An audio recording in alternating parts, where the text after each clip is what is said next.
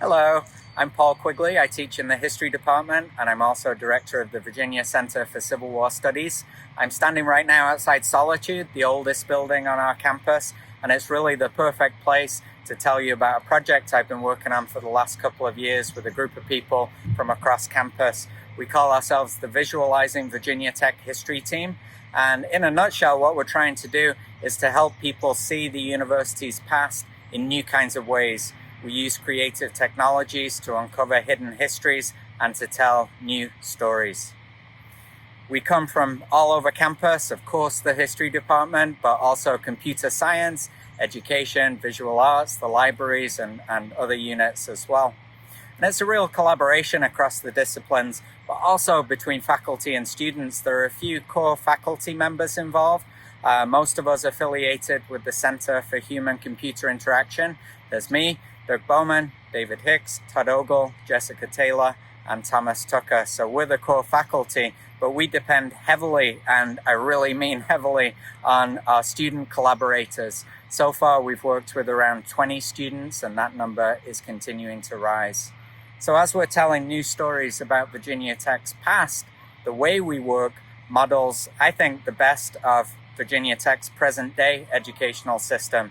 There's a real emphasis on experiential, transdisciplinary learning. Since 2018, we've been working under the auspices of the Council on Virginia Tech History, which was formed by President Sands to prepare for the Virginia Tech sesquicentennial in 2022.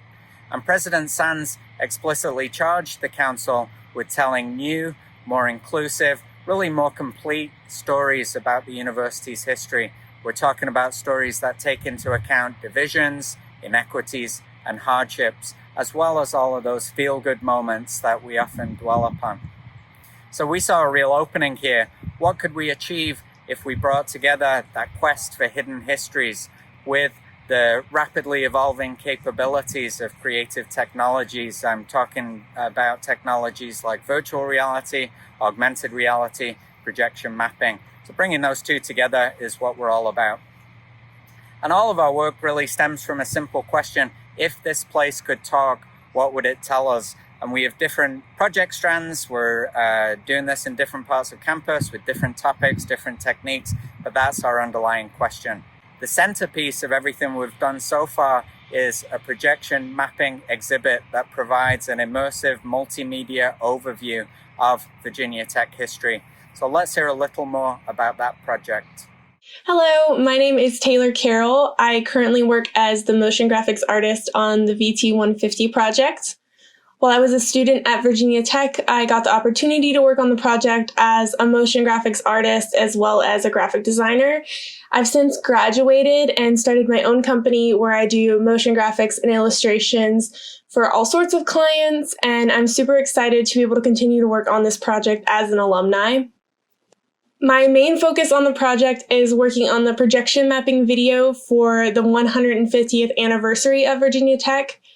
We are trying to encompass as much as we can about the history of Virginia Tech in about 10 minutes while using a projection on a map as well as videos and animations that bring the history of Virginia Tech to life.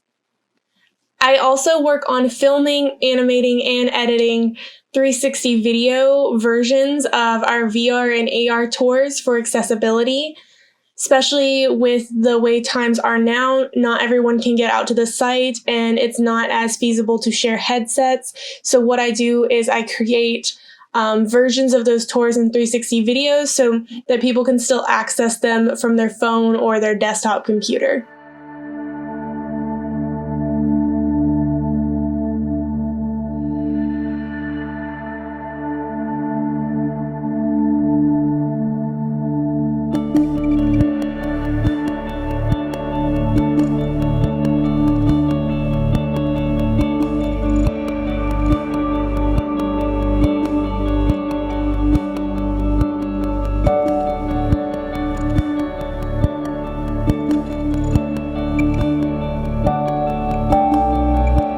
We are Virginia Tech, a global land-grant university stretching from Virginia to Switzerland and beyond. But for most Hokies, home is our main campus in Blacksburg, with its 35,000 students, 2,600 acres, 213 buildings, and oh yes, those 65,000 screaming fans who pour into Lane Stadium on game day. We are Virginia Tech. We wear orange and maroon, we worship a larger-than-life turkey, and we are guided by our motto, Up Prosim, that I may serve. It all started with a small Methodist school for boys. The Olin and Preston Institute was founded in the 1850s in Blacksburg, Virginia, a tiny dot on the map. In 1862, the Morrill Act created a new national system of land-grant colleges. The federal government offered each state western land taken from indigenous peoples, that would be sold to fund higher education. The catch? These colleges had to emphasize agriculture and the mechanical arts more than the traditional classical and scientific offerings. So we see the projection mapping display as a kind of foundational and introductory experience. Visitors can come see it, get that overview of the development of campus, learn a little bit about some of the hidden histories themes we're really interested in, and then they can go off and explore more specific topics in digital exhibits, augmented reality tours, and other kinds of experiences as well. And one of those tours takes place right here at Solitude. It's a headset-based augmented reality tour. It brings to life the many layers of history that have shaped this place. So we begin with pre-contact indigenous history. We go through the antebellum era, when this land was occupied and worked by dozens of enslaved people, through to the purchase of the house and the land by the brand new Virginia Agricultural and Mechanical College in 1872. And then going forward from there, we look at 150 years of different uses to which the university has put this building and these grounds. So here's a little preview of what you'll see on the tour. Hi, my name is Nicholas Kukowski, and I'm a master's student in computer science. I've been working on the Solitude AR tour for around a year and a half now, and what's been most exciting for me is not just the chance to make something, but figuring out the best way to do it. Since the use of head-worn AR for historical tours is pretty new, there isn't really a lot to go on, so it's experimenting and figuring things out as we go. Welcome to Solitude, the oldest building owned by Virginia Tech on the Blacksburg campus, and what we usually call the home place of Virginia Tech. This augmented reality tour brings to life uncovering the hidden histories of the people who lived and work here. If this place could talk, what would it tell us? And it would tell us a heck of a lot. The button in the middle is the app button. From the menu, you can navigate to any section of the tour. The tour takes you to different stops around the grounds and inside the house, exploring specific themes and time periods.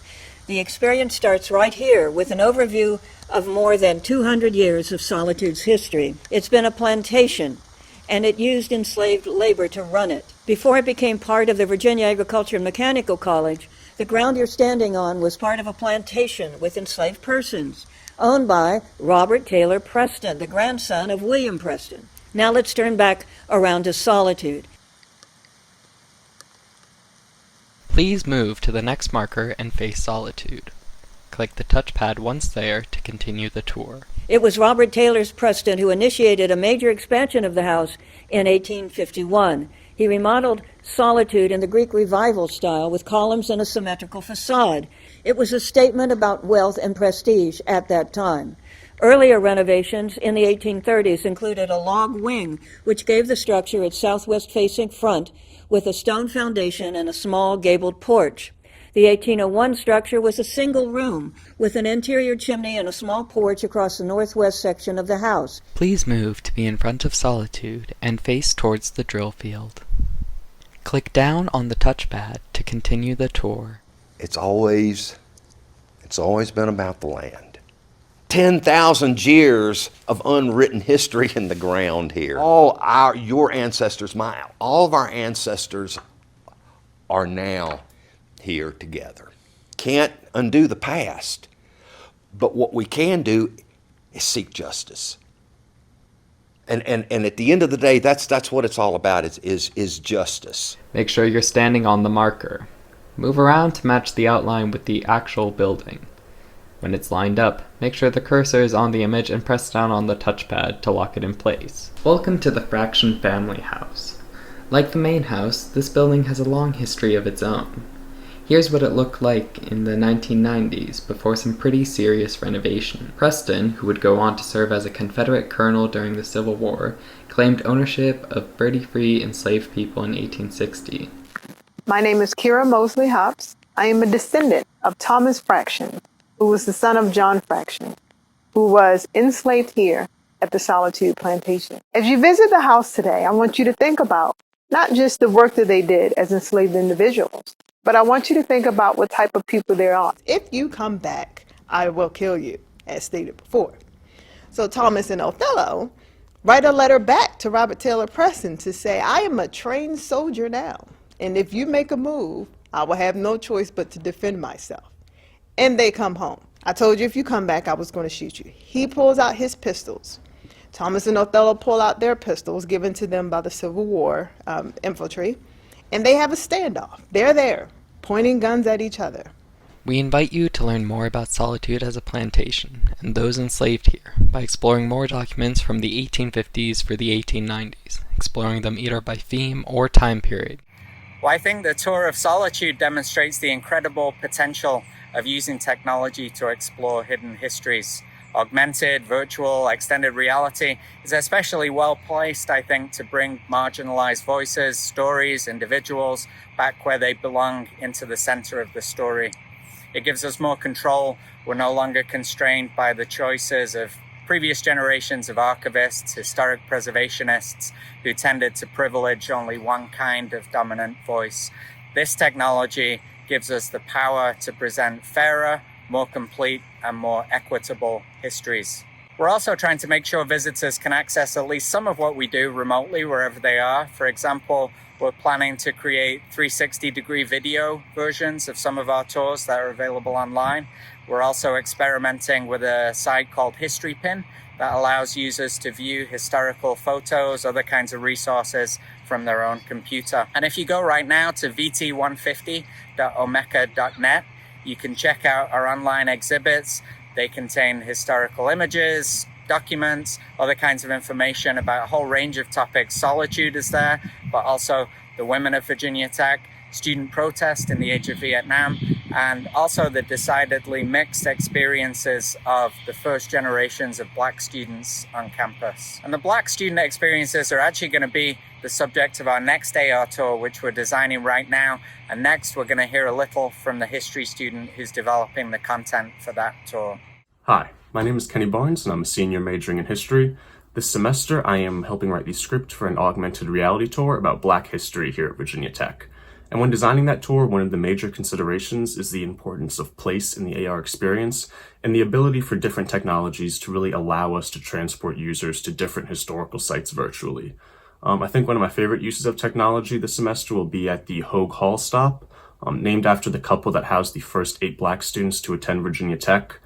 We will be using 360 imagery to actually transport users to the site of their house virtually.